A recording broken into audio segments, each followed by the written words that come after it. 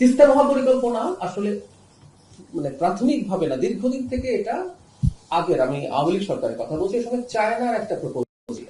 ভারত আসলে এটার সাথে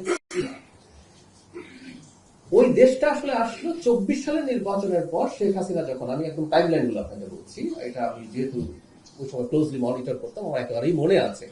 চায়না বেশ আগেই তার এই প্রপোজাল তার মতো করে একটা দিয়েছে। এই প্রপোজালটা ইনফ্যাক্ট আমরা আমার জন্য যথেষ্ট বলে মনে করছি না। আমি আগে একদিন বলেছিলাম, আমি আসছি ওই জায়গায়। তো সেই প্রপোজাল নিয়েই ওই সরকারও কাজ করছিল, কিন্তু শেখ হাসিনা 24 সালে নির্বাচনের পর ইন্ডিয়া গেলেন এবং এসে তিনি তখন ব্রিফিংয়ে বললেন যে উনি ইন্ডিয়াকে বলেছেন যে এই প্রপোজাল, এইটা কাজ করার জন্য। আমরা এখন কি বলছি আমি সেটা একটু বলি। আমরা চায়না যে প্রাথমিক প্রপোজাল দিয়েছিল সেটায় নদী শাসন মূলত কাজটা ছিল, কারণ তিস্তার ভাঙন একটা মেজর সমস্যা। বর্ষায় তিস্তার ভাঙনে বহু মানুষ পথে বসে যান এবং একটা নদী 8 কিলোমিটার পর্যন্ত চড়া হয়ে যায় ভেঙে টেঙে। তো চায়না যেটা করেছিল সেটা হচ্ছে চায়না এই নদীকে নদী শাসন করবে, ড্রেজিং করবে, গভীর করবে, পার রক্ষা করবে। 1 কিলোমিটারের মধ্যে নদী নিয়ে আসা হবে, ফলে প্রচুর ল্যান্ড রিক্লেইমও করা যাবে, ভাঙন তো প্রতিরোধ করা যাবে, ল্যান্ড রিক্লেইম করা যাবে। মাননীয় প্রধানমন্ত্রী সহ আমরা যখন বসলাম আমরা দেখলাম তিস্তার এই কাজগুলো দরকার আছে, কিন্তু তিস্তার ওই অঞ্চলে তো আমাদের পানিরও সমস্যা আছে। আপনারা খুব ভালো মতো জানেন তিস্তায় শুষ্ক মৌসুমে পানির প্রবাহ খুবই কম থাকে। ফারাক্কার মতো গজলডোবা ব্যারাজ পশ্চিমবঙ্গে আছে, এটা শুধু না, এর আগে তিস্তা তো সিকিম হয়ে তারপরে পশ্চিমবঙ্গ হয়ে বাংলাদেশ এসেছে, ওখানেও প্রচুর আপস্ট্রিমে ওখানে অনেকগুলো ব্যারাজ করেছে, পানি প্রত্যাহার করে, আমাদের পানি আসে না। দেন উই ডিসাইড যে আমরা বর্ষায় যে পরিমাণ বেশি পানি আসে, এখানে একটু বলে রাখা ভালো, এই প্রকল্প মানে এই না তিস্তার পানি ন্যায্য হিস্সা নিয়ে এই সরকার কাজ করবে না। এই সরকার তিস্তার পানির ন্যায্য হিস্সা চায়। গঙ্গা, যেটা আমাদের এখানে পদ্মা, সেটার ন্যায্য হিস্সা চায়। তিস্তা তো আমাদের চুক্তি নেই, গঙ্গা চুক্তি এই বছর শেষ হচ্ছে।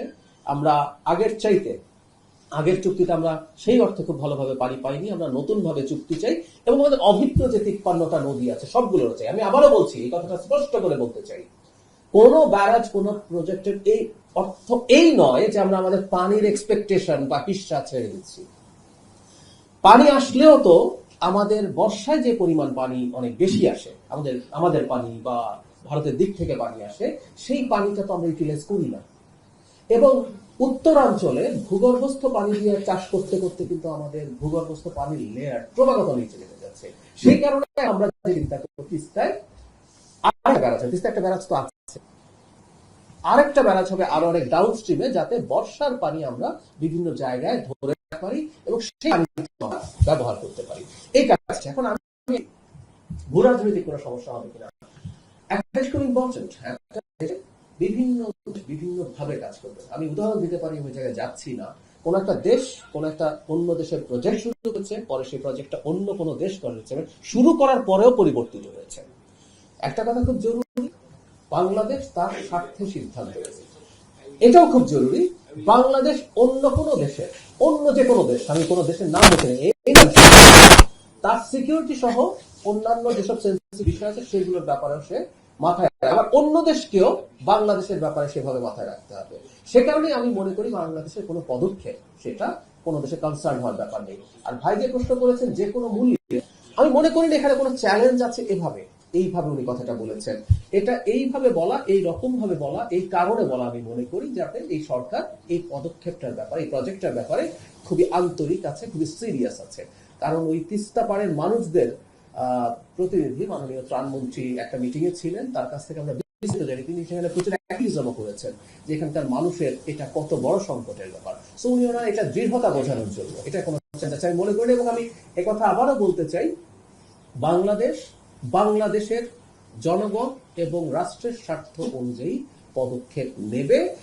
এটা এই স্বাধীনতা, এই সার্বভৌমত্ব তার আছে, এটা সে দেখাতে চায়। আমি দেখি না, কারণ আমি আশা করতে চাই, আমি বিশ্বাস করি যে ওই যে বলছি ইন্ডিয়া বা অন্য যে দেশ তারও জায়গা থেকে, ধরুন কারণ যদি সিকিউরিটি কনসার্ন থাকে, এইসব কোন রকম কোন কনসার্নের ব্যাপারে বাংলাদেশ কোনো আপোষ করবে না, সেটা সে নিশ্চিত থাকে, কোন রকম কোনো কিছু হবে না।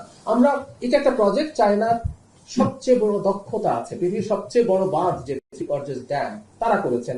এখন তারা এটা নিয়ে আলাপ আলোচনা আছে, যেটা আমাদের ব্রহ্মপুত্র, ওদের ইয়ার্লিং সাংপো নদী, ওখানে একটা বড় কাজ করছেন। তো চায়নার এই কাজে প্রচুর এক্সপার্টিজ আছে, চায়নার প্রচুর ফান্ড আছে। আমরা এখনো বলিনি যে চায়নার সাথে আমরা তাদের অর্থায়নে কাজ করব। আমাদের যে জয়েন্ট কমিউনিকে আছে তার মধ্যে বলা হয়েছে টেকনিক্যাল যেসব ব্যাপার আছে, ফিজিবিলিটি আছে। কারণ আবারও বলছি, প্রজেক্টটা এখন আবার নতুন করে করা হবে এবং মাননীয় প্রধানমন্ত্রী বলেছেন অ্যাজ আর্লি অ্যাজ পসিবল এটা করার জন্য।